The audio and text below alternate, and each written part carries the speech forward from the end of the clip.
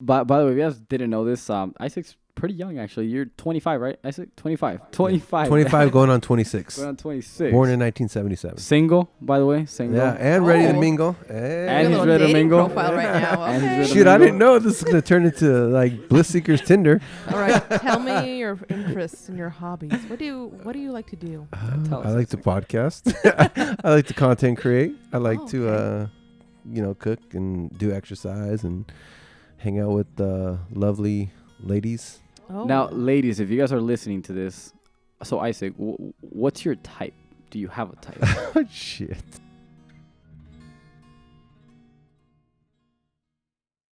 All right, so let's switch gears here. Let's switch gears here. I'm a sports fan. You're a sports fan. Brian loves sports too. You played baseball. I played baseball. I was no good. I sucked. I played right side of the bench and left out, but hey, it was fun. Jess, you're a big sports fan. There was some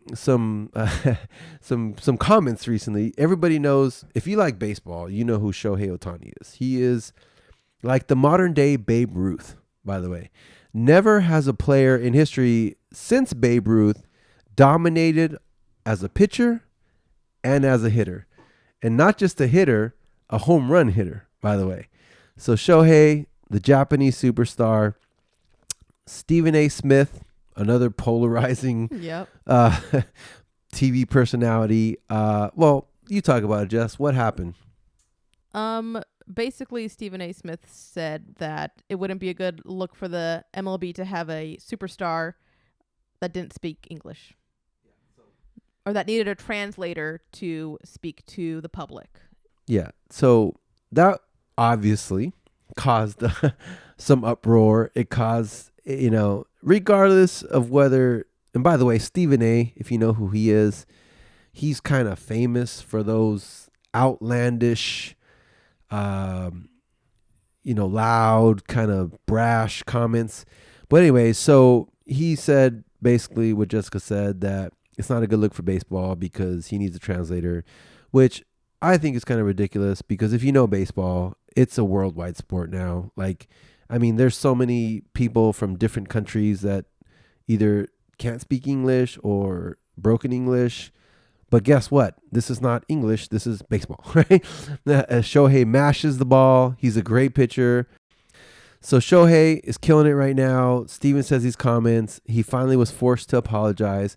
But let's talk about that. So first of all, I feel baseball is an international sport, right? Yes, it is America's pastime. It is, America's game, but I don't think it'd be what it is today if it weren't for all the international players, right? And, Shohei may need a translator to speak, but he speaks pretty loud with his bat and with his arm. He's hitting 100 miles per hour on the radar as a pitcher, and he leads the major leagues in home runs with like 33 home runs, and we're only halfway through the season. So I don't know. What do you think about that, Jess? What do you think about Shohei? What do you think about Stephen A.? What do you think about baseball in general? I love baseball. Like, the San Francisco Giants are killing it right now, so that is awesome, and I'm having a great time watching them. For the whole Shohei thing, he's so much fun to watch. Like, I don't think him not speaking English is like a huge deal. Like, why does that matter? Like, his talent speaks for itself. And you can see that he has personality. Like, they even have clips of him on the bench. Like, I think they had one where he was throwing the baseball on the bench to see if it would roll off, and he got it first try, just flipped it up there. And so you can tell that he's having fun and he has a personality. And I don't think it's a requirement to speak English to play baseball. He left his entire family, his home, his friends, and to come over here to become, who he is today. And I think that is huge in itself. Like, taking yourself out of your comfort and going to a different country where you don't speak the language, but you're still like out there just killing it. Like, let him do him. That's all, Yeah, I agree with that. And, he actually didn't really have, he went through adversity already. He went through some major injuries, and so he came back from some big injuries, and this is the first year he's been healthy in a while, and he's just absolutely crushing it. Brian, I don't know, what do you think about all this going on? Yeah, no, I think one shouldn't have to do with the other. Obviously, somebody's speaking barriers shouldn't have to do with how they can perform in the field. I personally feel like if I'm not, right, but if I was a coach, right, I wouldn't really care. I would care about the team's performance before anything, to be honest. If you're really in a winning spirit, or you're really trying to make a difference in that industry, it's just a matter of how your teammates can perform. I think when you take it into language barriers, I think that might be more of a personal issue with that person that's making that comment, not necessarily, something that has to do with, I think everybody saw it like that. It does not have to do with baseball whatsoever. It's just if you care so much about how it's going to be perceived to certain people that are out there. I mean, we can talk about racism, we can talk about all that stuff, obviously, right? But then you're not focusing on what really matters at that point in time, which, right, at that point in time, what matters is baseball and the performance of it. So, I think they're going to see a lot more of that as time goes by, because, as the years go by, we're starting to see, what's his name? What's his name? The UFC fighter that just, no, the Mexican. Oh, the baby, assassin baby. Oh my gosh, I can't think of his You're name. You're a fan, right now, Isaac. Guys. You're a UFC yeah, fan. Let's go. he's the first name? Mexican American fighter. Just call him the assassin. To become a a champion, UFC right? champion. Yeah. And so we're gonna start seeing a lot more of that. We just had this gentleman from Watsonville. He was playing baseball at San Jose State University. I think I seen a post, but he just got drafted into what's that team? What's that team name? It doesn't come to my head. But he's from Watsonville. So point is, we're gonna start seeing a lot more people that come from foreign countries, or that have language barriers. Some of them, right, that are gonna start succeeding in these sports, and it's gonna come to a point where. It's going to come to a point where you're just going to have to suck it up, right? Because, right, I mean, we already have some of that, but it's just going to continue to be more and more of it. And, again, we just have to focus on the things that really matter, which is, in this case, a sport. Yeah. Not the language barrier. And by the way, if you think about it, so baseball, sports, is kind of for the kids in a way, because that's where you fall in love with the sport when you're young. You know what I mean? I don't think any of those kids even know or care that Shohei has a translator. They just want to go see him step up to the plate. I mean, he was in batting practice at the All-Star game, and he almost hit it out of the stadium. This is a 5-decker stadium. He almost literally left the ballpark. I think if I'm like a 12-year-old kid or a 10-year-old kid or a 9-year-old kid, I don't care if he has a translator or if he speaks English or not. I just want to see that baseball almost fly out of the stadium. Like, that makes an impact. You know what I mean? And, if Shohei wasn't part of MLB, who's doing that right now besides him? Nobody, right? But, I think Stephen A., he built his career on that kind of stuff. Like, the villain, like we talked about, Connor, Jake Paul, Stephen A. Smith, everybody, they don't love a villain. They don't love a villain. Love to hate. They love to hate a villain. They would rather just want to see that villain lose. Like, everybody wants to see Jake Paul get knocked out. Everybody wanted to see Connor lose. Everybody wants to see Stephen A., have to apologize, national TV, right? So, and if this was planned, Stephen A., you're a genius. That's why you're the highest paid broadcaster in the world. He makes more than some pro athletes. I think he makes like $12 million a year. Well, see, Jessica and I were talking about that on the way over here, how publicity, whether it's good or bad publicity, it's good publicity. Yeah. And in a way, he put the spotlight even though the spotlight was already on Shohei big time, he put like a magnifying glass on him. And then he put one on himself, too. Exactly, right? So maybe he's a genius. Maybe he's a jerk. Maybe he doesn't know what he's talking about. I think he doesn't know what he's talking about, or I think he likes to say stuff. Because I think he said something the other day. He said Donovan Mitchell, who's a great young player, by the way. I got a lot of his rookie cards when he was doing real well with the Utah Jazz. But he said he was the greatest player in Utah Jazz history. Now, Utah Jazz have John Stockton, who leads, in history, the most assists ever in the NBA. Karl Malone, one of the best power forwards that ever existed in the game. And Donovan Mitchell, who's had an amazing season, but he had one good season, really. Like, one great season. Maybe I think he had a really good rookie season. And he's saying he's now the best player that ever played for the Utah Jazz. Now, even the Utah Jazz fans are like, all right, Stephen A., you need to freaking chill, okay? Like calm down. But maybe we need to look at why Stephen A. is so successful. They say success leaves clues. he has welcomed that villain role. He has welcomed the brash, like loud mouth, like I'll say whatever I want. I don't care what you say. I mean, that's not the only person he's trashed. He's trashed a lot of people, right? And he's making $12 million a year. So love him or hate him, the guy's winning, right? But hey, we all love Shohei. I love him. Let's kind of get back to it. But you mentioned the Giants, right? So we're here in the Bay Area, in California. And right now, the Oakland A's and the San Francisco Giants are really good. They're both leading their divisions, right? They're both have a great shot of making the playoffs. I think the Giants are probably going to win the division. Do you agree? I would hope so. I think they're either a game and a half or 2 games ahead of the Dodgers right now. So, okay. Oh, they got the Dodgers in the division. Yeah, and the Padres. Yeah. So they're in the wild card lead, though, are they? Or close? They're in the lead of their division, so they're at top of their division. Okay. So, anyways, the Giants are really good. It's a good story too, because everyone calls them the old team, and they're not really old, right? And the A's. So the reason I mentioned this is because when I was growing up, being a big baseball fan in the 80s and the 90s, the Giants and the A's were the best team in baseball during those years. There was something called the Battle of the Bay. And I remember in 1989, Battle of the Bay, Giants and A's, Will Clark, Matt Williams, Jose Canseco, Mark McGuire, Bash Brothers, all the great teams, Dennis Eckersley, all that, Ricky Henderson. They were playing in the World Series a lot of the times, right? And it was great because the Bay Area was electric. Everybody wanted to watch the Battle of the Bay. And I remember the 1989 Loma Prieta earthquake happened during the World Series. So I remember I was actually in this room right here where we're filming this podcast. This is a studio. Just kidding. But, I was in this room somehow. No, but I was in this room because we have a studio in the house. And we're watching the game. And all of a sudden, it cuts out and the world starts shaking. It's like the biggest earthquake in the Bay Area since then, right?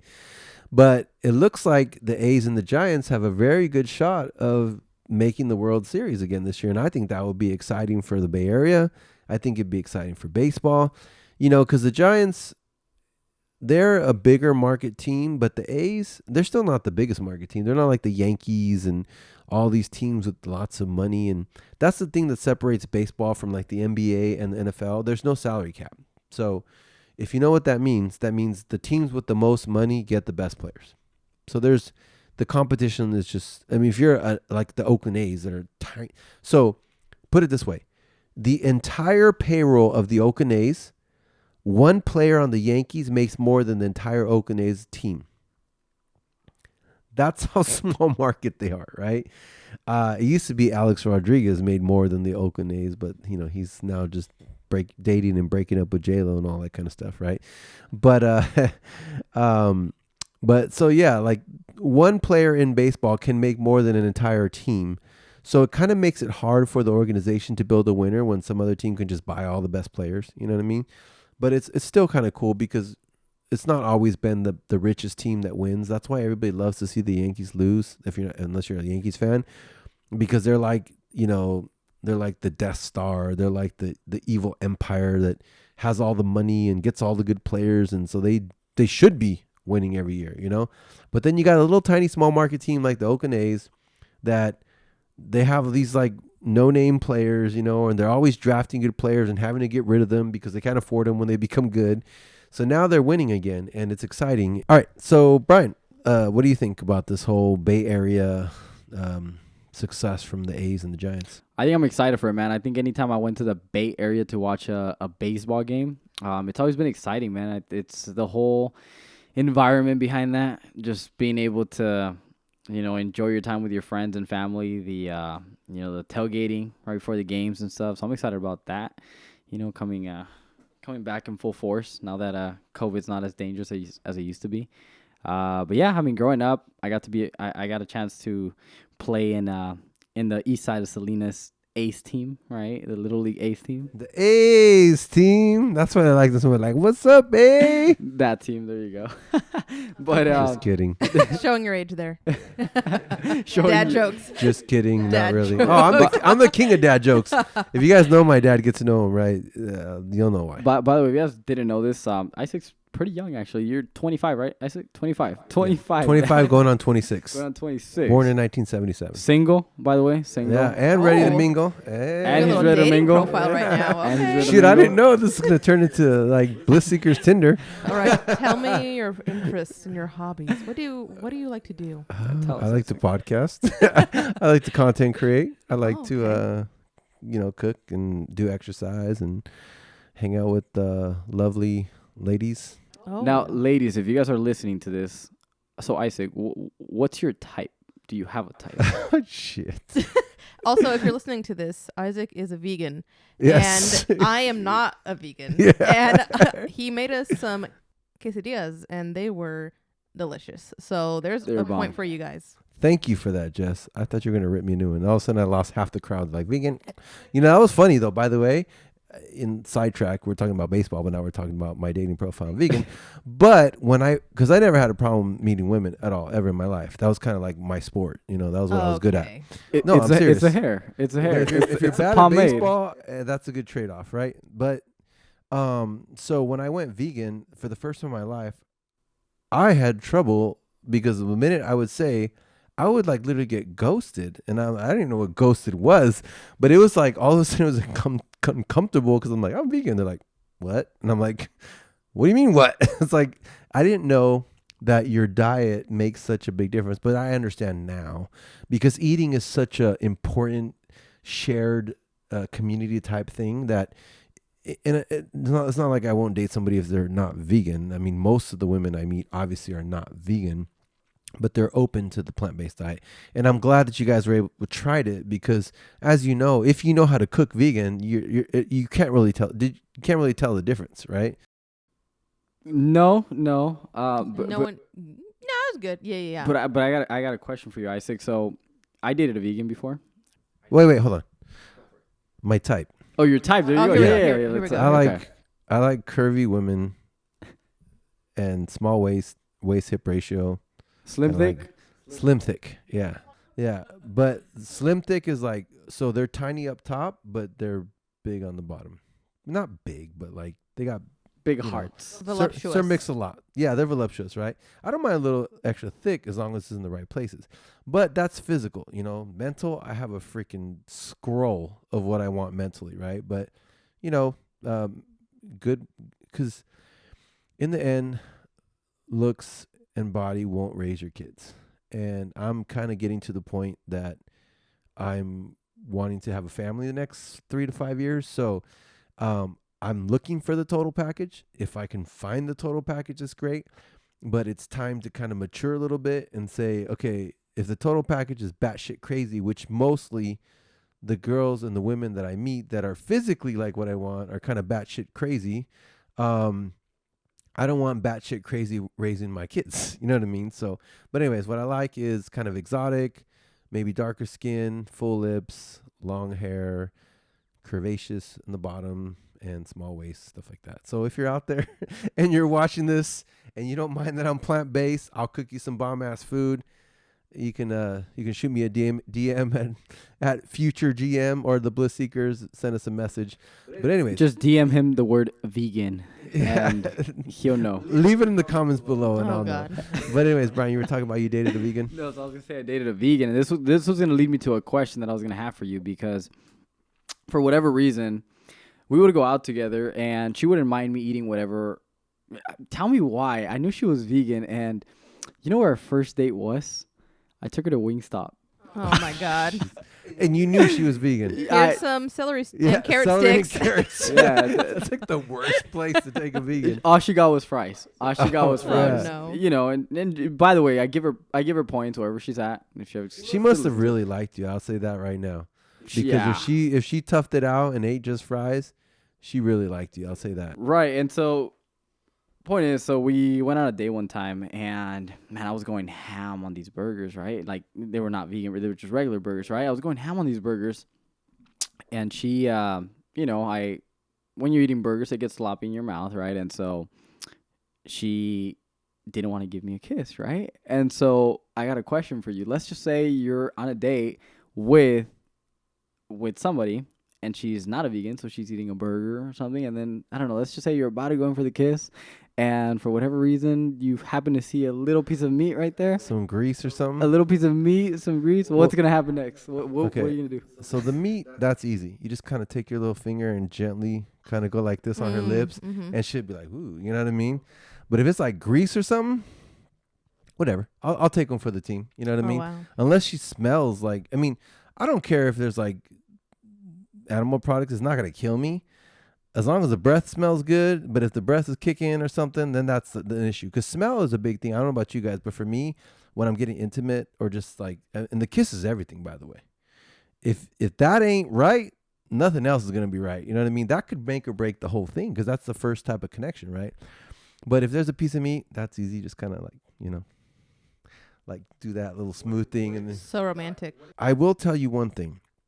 If I'm looking at her as long term, she has to be open to being plant-based. And this is why. Because I don't want to argue all the time about what we feed our kids. I want to raise plant-based kids. I'm not going to force them in the future if they want to change or whatever. I'm not going to be that parent that forces it on them. I'm going to try to educate them and do my best. Because when they're kids, we can kind of tell them what to do. But when they grow up, if they want to decide they want to go try meat, I'll be like, well, I taught you your whole life what that does. If you want to do it, be my guest, right? Because I think when you force kids to not do stuff, it's a bad thing. But that's, I think, is very important when you're picking a long-term partner. Like if we're just hooking up, I don't care what they eat, right? You know what I mean? But if we're thinking long-term, it's important. I think it's one of the deal breakers, to be honest. But what I've noticed, like you guys said, because I'm smart, I don't force it on them, but I say, here, try this. I say, here, try this. And I'm a good cook. So He did that with us Oh, today. he's trying. Yeah. He's trying to trying. transform us. That was I'm going into In-N-Out on my way home. so am I. she's like, I'm detoxing. Give me some burgers. I just punched myself in the face. Anyways. Animal fries. Yeah. But anyway, so I'll just kind of slowly introduce them to it so that they're open to it. But in the end, if you guys know this, it's law of attraction. When you become a certain type of person, you're going to start to attract those people, whether you realize it or not. Most of the women I meet now are open to it, or they're already plant-based, or they're just not big animal product eaters. So to answer your question, I don't know how I got on that, but about the kiss, if it's just a piece of meat, guys, you just do this, like grab her face on the side and just kind of move it over and like look her deep in the eyes, and she'll be like, whoa, you know what I mean? If she's got grease, it depends on how hot she is and how attractive how much chemistry you guys have. But if the breath is kicking, Will that work, Jessica? What his strategy? Will that work? Will it come across as romantic as Isaac is portraying it? the finger thing, Is it The on my finger on the thing. lip or the teeth? the lip. No. What? Okay. Well, the lip I is guess. essential The part. the lip maybe. Okay. The teeth. I'd be like, what are you doing? No, Like yeah, like don't be. I don't know. Yeah. Maybe a lip, but teeth, no way. Yeah. I think it's also important, being the only woman here, looks fade. Obviously, when everyone gets older, your looks fade. 100%. So yeah. when looking for a potential, partner for life or whatever you're looking for, I think it's important to always look for someone who you can, you see yourself personality-wise matching with, because if you're going only for, oh, this person's really hot, right? Oh my God, look at, you got six pack. Oh my God. And then like what happens down the road? You have nothing that is nothing that is the same, right? You have no qualities that mesh well. So then down the road, you're just unhappy. And I think a lot of people, when they get to that point, they don't want to change anything because you've been with this person for so long. Then you have to start all over, right? And start trying to find a new person. And then it's easier just to stick with what you have than going into the unknown. So I know it's like all fun and jokes, right? Like, oh yeah, you got like the girl with the curvy waist and like the thick thighs, that booty, all the, Yeah. like that's, that is, I'm sure that is a great quality. And I'm sure there are plenty of women out there that have that body that are awesome personality wise. Not But really. I Just kidding. think, I think it's I'm just kidding. lady. definitely important to look at someone for more than just their physical appearance, because there's more to people than, their looks. And I think women have to go through that a lot, where everything is based on how they look, right? Like if you're going to be a TV personality or you're going to succeed in the world, you have to be thin, you have to be white, you have to be blonde, you have to be this beautiful model to succeed in a lot of workforces. And it's not the same for men. So I just think, being attractive is awesome, but there are a lot of women who might not be society's version of attractive, but they have so many good qualities and they deserve a chance. Like Jessica said, in the end, when you're picking a long-term partner, looks always fade. And it's, like I said, the body, the looks don't raise the kids. You know what I mean? And if that's what you want, then you need to look at different. Some people, they don't want a relationship. They just want to have fun the rest of their life. Maybe you got those 50, 60-year-old guys dating 20-year-old girls or whatever. Hey, more power to them. But I just want to make a point. So the reason men and women have a lot of issues with understanding each other is because men are very visual and women learn through hearing, right? Like, so what that means, like Jessica said, if a woman finds you attractive, you could be the most attractive guy on earth. But if you don't know how to make her laugh, if you don't have confidence, if you can't carry a conversation, you will become ugly to her like right away, right? And if you're not that great looking, but you have confidence, you're funny, man, all of a sudden you'll become like the best looking person in the world.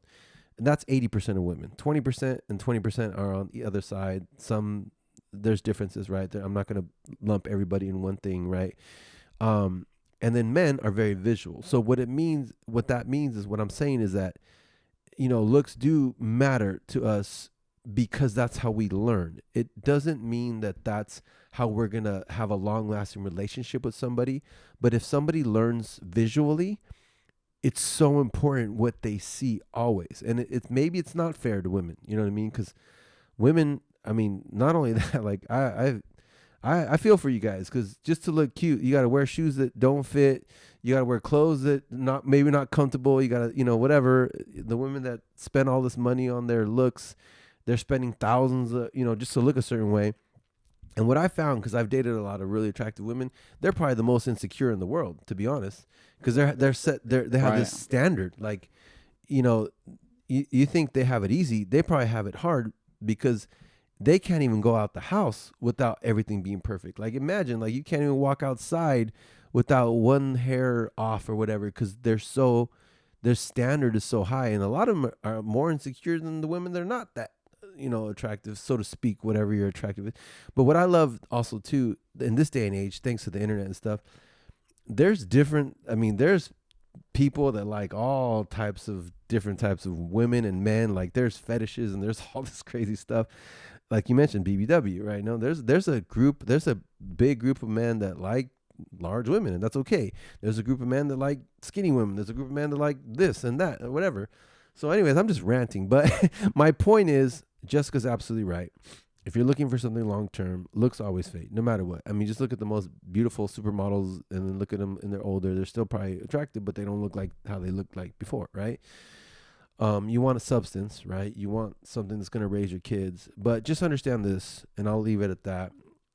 And it's kind of the women are from Venus and men are from Mars book. That's what it talks about.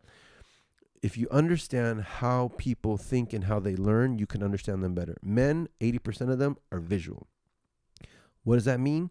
As long as a woman's attractive, we're going to be attracted to them. We'll make sacrifices. We'll be like, she's kind of dumb, but she's whatever. You know what I mean? And women are very audible. So you could be the best looking dude in the world, but if you're an absolute tool, or you're dumb, or you can't provide, it goes back to the caveman days. I took an actual social anthropology class on this. Women are looking for a good provider, a good mate. Men are just looking to pregnate everything they see, because that's how, if you had a lot of children back then, that's how they survived. But we're like smart now. We have brains. We're not like cavemen. So anyways, just know that. But you're right, Jessica. I don't know how we got on the subject. Brian, you flipped it. Brian did it. You guys know my type now. We were promoting your Tinder profile. Yeah. Okay. I just want to say one more thing. Also, I know that you say like women are attractive, but it's like, I'm gonna say society's version of attractiveness, because I think every woman is attractive in her own right. So when you're saying like, oh, men like women that are attractive, they like the version that society has put forth, saying that this is what is attractive. But all women are attractive in their own right. So I just want to put that out there as well. Anyways, Brian, what's your type? Yeah, there you go. I like that. I like how she segues. That's a good one. You know what? I don't know if I have a specific type, but what I do know is I learned this word I believe, was it early this year? Actually, last year. Have you guys heard of the word sapiosexual? Have you guys heard of that before? I've heard of I it. think I have, but I don't remember the meaning. So it's basically when you're attracted to someone who is intelligent in certain. It doesn't have to be anything specific. It can be intelligent about anything. It could be about paintings. It could be about just that they're mentally intelligent about something. Okay. Right? So you're It attracted could to be the anything. mind more than The anything. mind, yeah. I think I when I'm having a connection with a woman, it's I have to be mentally attracted to them for me to feel like I can be fully present with them, even in a physical way as well, right? Like I think that's a very important thing. Like mentally stimulated kind of thing. Mentally stimulated, yeah, like that for me is a huge deal. The way they think is everything to me. I could never understand how a lot of like you were mentioning this, Isaac, how some people, a lot of guys actually, maybe even most guys, are okay with settling with a woman just because of her looks, even if she doesn't bring something other than her looks to the table, which means that technically you're settling for less. You're giving up your purpose. And how many men haven't you guys met? And maybe we don't say it to them or talk about it too much, but how many of them don't give up their purpose because, they fell in love with, or they think they fell in love with somebody, not necessarily for themselves, but for the exterior, the physical. Yeah, right, the physical. And yeah, so when we go into type, I mean, honestly, I'm more attracted to the mind. I'm not gonna say looks don't matter, because honestly, looks do matter. If somebody says looks don't matter completely, they're lying. They matter to a certain extent. Yeah. Everyone is beautiful in their own way. You don't know their personality when you see them at first. Exactly. Yep, 100%. And so, I mean, I like women who are confident. Women who are confident in whatever it is they're doing. If they're confident about it, I don't know if it's because with time, because of maybe our industry or how we grew up, we find that brave, courageous, right? Because it takes a lot for somebody to be confident and walk like they own the room in different situations. I find that so attractive. I feel like it's, I don't know, it just catches my attention. You guys ever been in a room where somebody walks in and they just automatically They gravitate own the your room. energy 100%. Presence. Yep. Like for me, that's a big deal. But yeah, lately I've been a lot into my spiritual being, my connection with God, and so obviously I want that person to have somewhat of a connection with God. Right? I respect 100% everyone's beliefs and their religions and all that stuff. I don't think I necessarily follow a specific religion, but again, God is a big deal. I actually have affirmations regarding the women in my life, right? Yep. That's I don't have a list, right?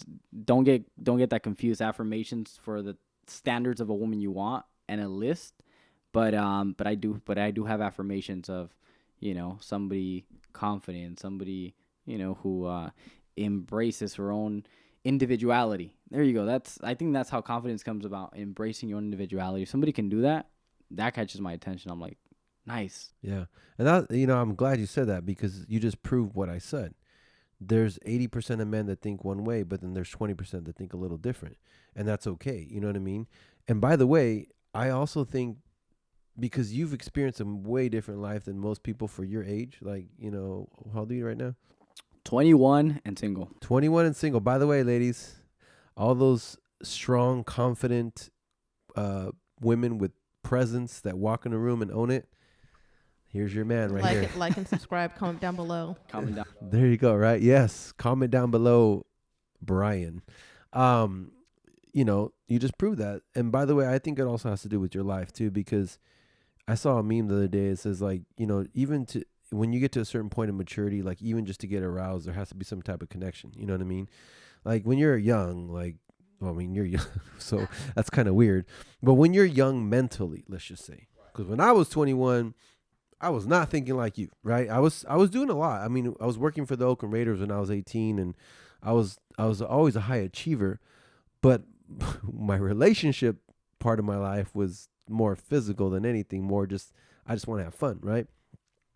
So I think because of what you've experienced in your life, I mean, shoot, working in the field at 12, graduating from high school at 15, college at 15, high school at 16, the youngest broker, like you're probably 40 something maturity wise. You know what I mean? feel like it. Yeah. Yeah.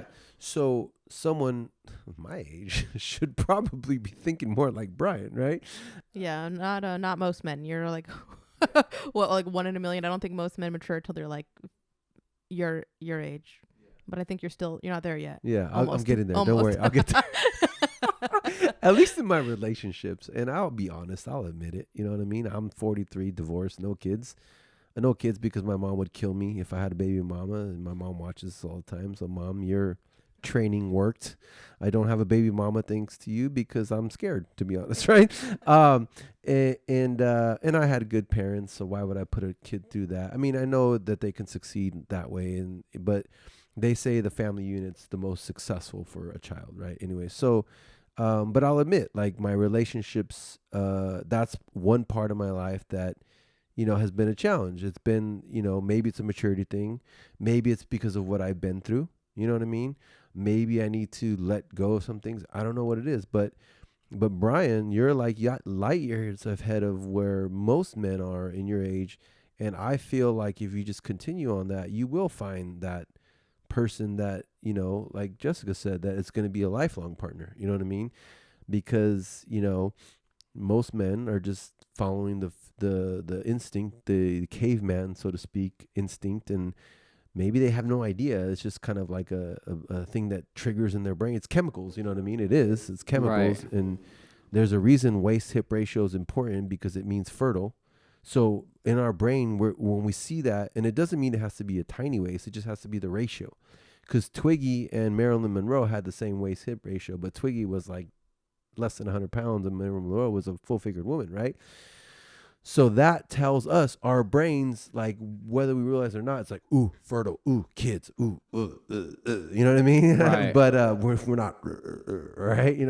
And women are supposed to find like the good hunter that's like deep eyes, like lean, because that would protect their kids and give them food and all that kind of stuff. But anyways, we're not like that. So I feel like, to be honest, guys out there, if you think more like Brian, very young, you are probably going to find more of a lifelong partner, more of something with substance, more of something, and it might take a while, you know what I mean? Because you still have a lot to do. You're still pretty young, but right.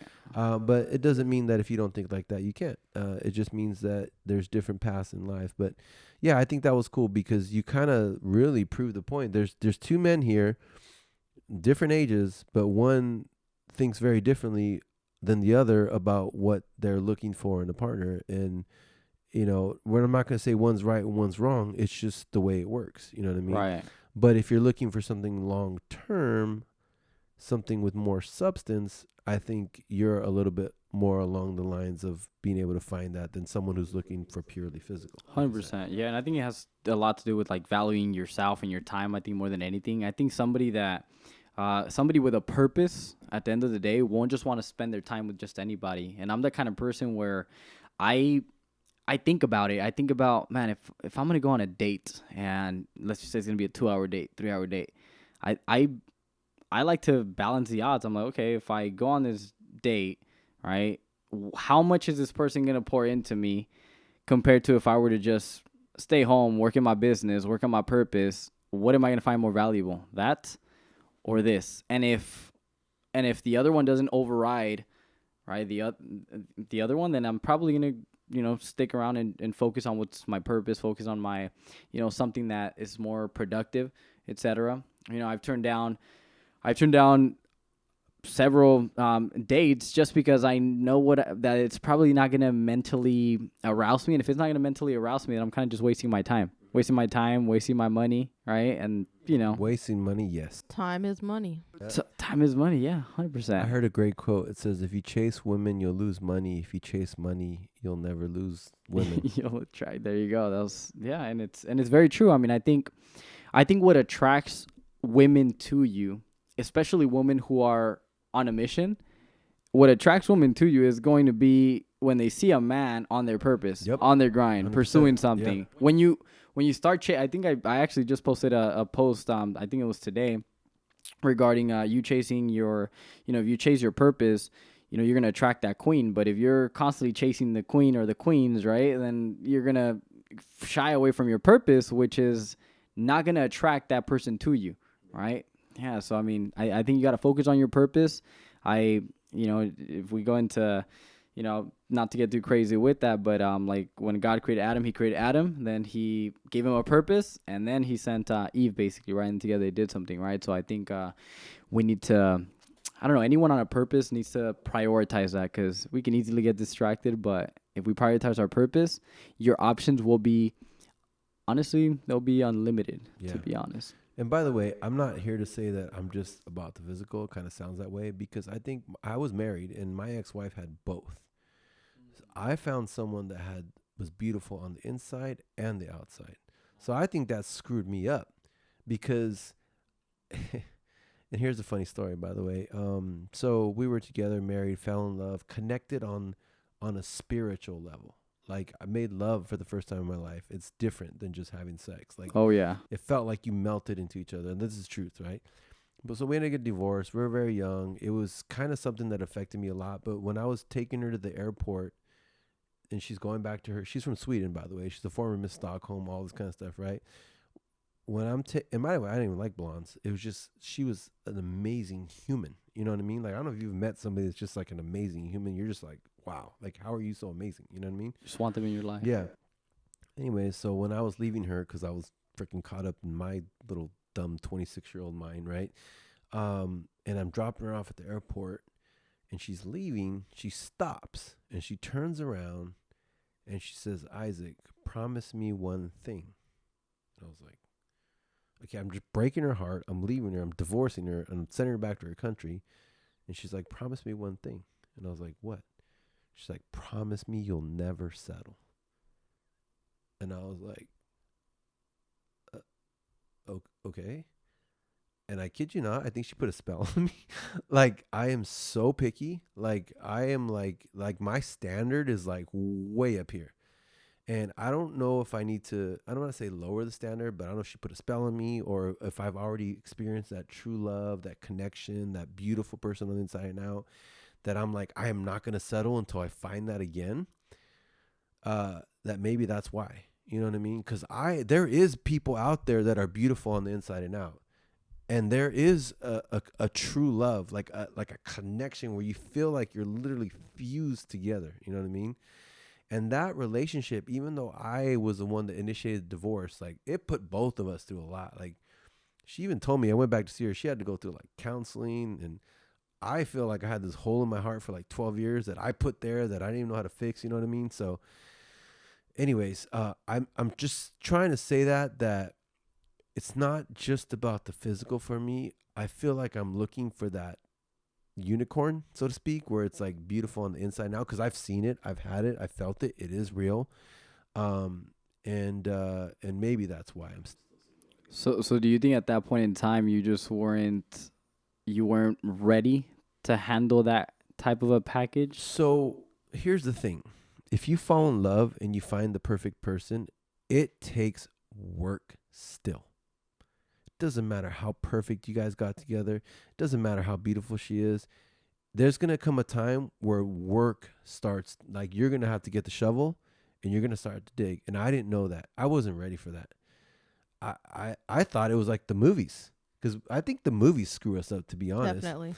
They this love story and like Beauty and the Beast and Yep. Happily Ever After. That's bullshit. Excuse my French. It is 100%. Unrealistic expectations. Yeah. I mean, you can find it, but then there comes a time where relationships are just work.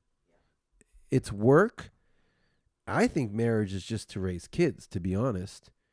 Because what other point of a marriage, besides maybe having a lifelong partner, because eventually I'm going to need a lifelong partner. Like, I could say, I'm going to be single and I want to do this.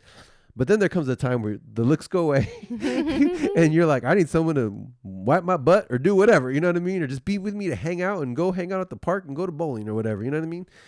So, yeah, like, maybe there's a lesson out there. Like, if you fall in love and you find that perfect person, it does not mean it's going to be a fairy tale. Like, it takes work, and I didn't know that. I was 26. The way I look at it is like I got handed the keys to a Ferrari, and I just learned how to drive. I barely didn't even know how to drive. So we put a 16-year-old in a Ferrari, what are they going to do? They're going to fucking crash that thing. You know what I mean? So I had a Ferrari. I had a real love. I had a beautiful woman inside and out, and I didn't know how to handle it. I mean, I didn't even know how to be in a relationship, and now I was married. You know what I mean? It's like, what the heck, you know? So, but everything happens for a reason. And people are in your life for a reason, a season, or a lifetime. And she was in my life for a reason and a season. And she even told me that. I have a lot of lessons from her. You know what I mean? And so she was in my life for a reason. She was in my life for a season, but she wasn't meant to be with me forever. So I don't know if it's the standard I have that's so damn high that no one's ever going to measure up to it. And even my hairstylist told me that. She's like, you know what your problem is, Isaac? Because, you know, your hairstylist kind of like, if you go with them for like years, Therapist. they're like your therapist. They know your whole yeah. life. Because you got like an hour and a half to sit there and talk to them all the time, right?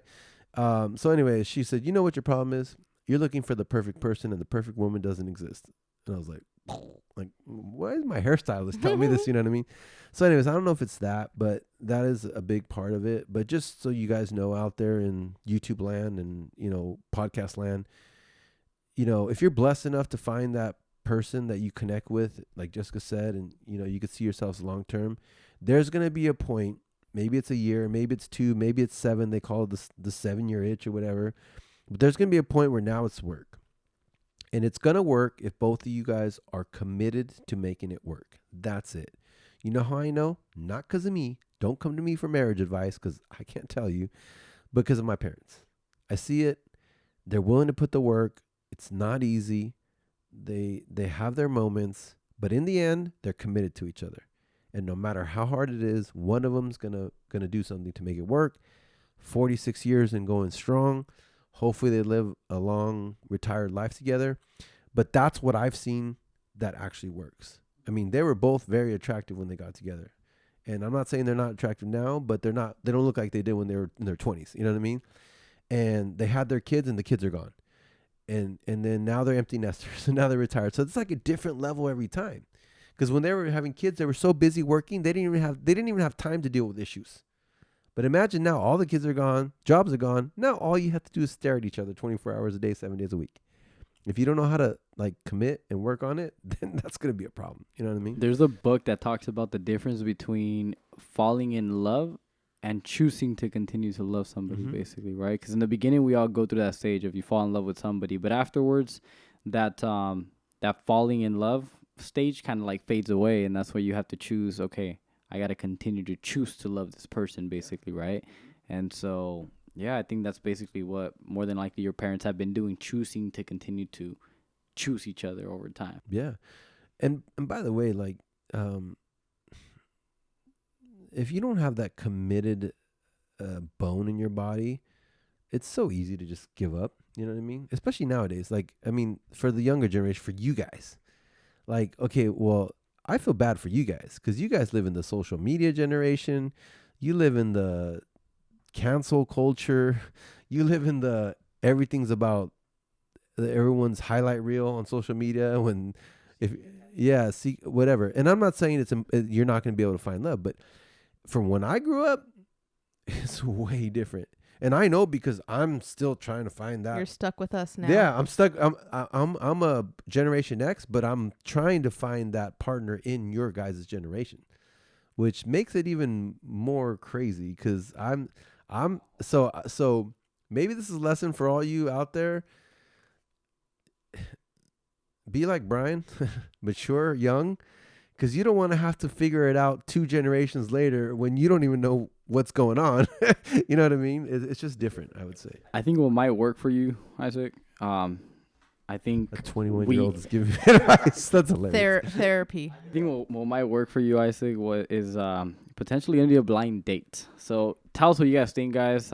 If you guys think that it would be a good idea for a blind date for Isaac, we'll see where it goes. We never know. Have you ever tried a blind date, Isaac? You've never tried one? You see my body language? Okay, so I'm like, by the way, if you guys see his body, he sounds pretty excited right now. Yeah, he looks really thrilled. He's I'm giving like a nod of approval. And he's very open-minded. He's at a stage in his life where No. he's very open-minded. It's just I wouldn't say just about anything, but he's open-minded. So, How did this become a I Hook think- Isaac podcast? I think as everyone should, I think you should go to therapy and talk about it with someone, especially everything you've been through, and it might help you like figure out why your standards are so high and why you're having, what's going on. You know what I what mean? you got to listen to? There's this video. I'm going to send him this video. It's called Relationship Goals. And they talk about ripping up your list. One of the chapters talks about, I think it's one of the chapters. It might be Ripping chapter up 3. your list. Ripping Rip up it your up. list. It Rip talks it about up. how like a lot of people have this very very imaginary list of what they want their perfect partner to be, which and by the way, they talk about both men and women having a kind of list. And I, even at that point, before I read it, I had a list myself. I'm like, oh, I want this woman to look like this. And now I have standards. I don't have a list. I have standards, right? And those are two completely different things, right? And so highly recommend it to you guys. He also has a series on relationship goals on YouTube that you guys can watch. But it's pretty awesome. Honestly, it'll help you guys perceive relationships a lot differently. I know it helped me tremendously. And by the way, I mean, there's a powerful story to that. I'll just shorten it. But when you choose to learn from all of these wisdom tips, etc., like those kind of books and stuff like that, honestly, like that made me a whole different man. After I read that book, you met me way before I read that book, Isaac, but my mentality was very similar to what the average guy thinks about, like, oh shoot, I want a beautiful girl that has this, has that, has this. Wait, you right? mean you were like 18, 17 thinking that way? What's wrong with you, Brian? Whoa, Jesus Christ. God. never. Jesus, what kind of 17-year-old are you thinking about that kind of You stuff? freak. Yeah. Freak. I know. Hey, wild. But no, point is, after I read that book, it changed my perception of everything. I learned to love with intention, I guess you can say. Learn to love with intention. And so, what happened, I actually got into a relationship right after that book, and I went into it in an amazing manner, right? I was actually prepared, right? I feel like I was fully prepared. But guys, this is very real. Sometimes you can be the full package at the wrong address. This took an odd turn, but Yeah, it was a good podcast, I think. Yeah, we had fun. I think that was actually ended up being amazing. You know what I mean? And that was really good. It was Yeah, good. They got to know us a little bit and hear our opinions on things and And our dating preferences. Yeah. preferences. I think we have something there though in the future. I mean, there could be bliss dating or bliss relationships. Bliss dating. Yeah, or bliss relationships. I think we all have a different perspective, and I think it's pretty awesome. Yeah. So I think this is a good time for us to start to wrap it up. So we'll just go with last words. Ladies always first. So Jessica, any last words? I hope you guys enjoy the podcast and my editing. I don't know how often you'll see me in front of the camera, but I hope you enjoy all the work that I do behind the camera. Yeah, and now you see her. So if you don't see her, go back to this podcast in the future. Yeah. Comment down below if you'd like to see more of me. Yes, please. Brian? I enjoyed the podcast. It's our first of many as a team, so I'm really excited about this. I'm excited about the kind of value we're going to bring to people, and make sure you guys comment ideas, etc. If you guys have people in mind that you guys think, hey, they should be on this kind of podcast, shoot them obviously our way, and I'm sure, we can figure out who might be a good candidate for this. But overall, good podcast. I loved our conversation, and there'll be many more, so stay tuned. Yeah, and like I said, shoot it to blissseekers17@gmail.com. You guys were awesome. I think this was awesome. I kind of have that little feeling. I get that little feeling once in a while when you're like on the right path and the universe is like, good job. You know what I mean? And this is your new Bliss Seekers 2.0. We're going to bring you this and much more. Our goal is to be the #1 podcast in the world. Our goal is 250 million subscribers. Our goal is to help people find their true purpose and follow their bliss. And maybe our goal is to help relationships out there. Who knows, right? But we're going to bring it. I love this team. I love the people that help me here, Bliss Seekers 1.0. And I love you guys. So, by the way, make sure you smash the like button. Make sure you hit the notification bell. And we will catch you on the next one. And as always, follow your bliss. Thank you guys so much for tuning into the podcast. We hope you enjoyed it. Our goal, as always, is to become the #1 podcast in the world. And make sure to subscribe if you haven't done so already. And make sure you share this with 3 of your friends. And if you like our song, our intro song, please check out my good friend Maroney Silva's band, A Dead Desire, on YouTube. That song is called The Mantra. Thanks again for tuning in, and we'll catch you guys on the next one. And as always, follow your bliss.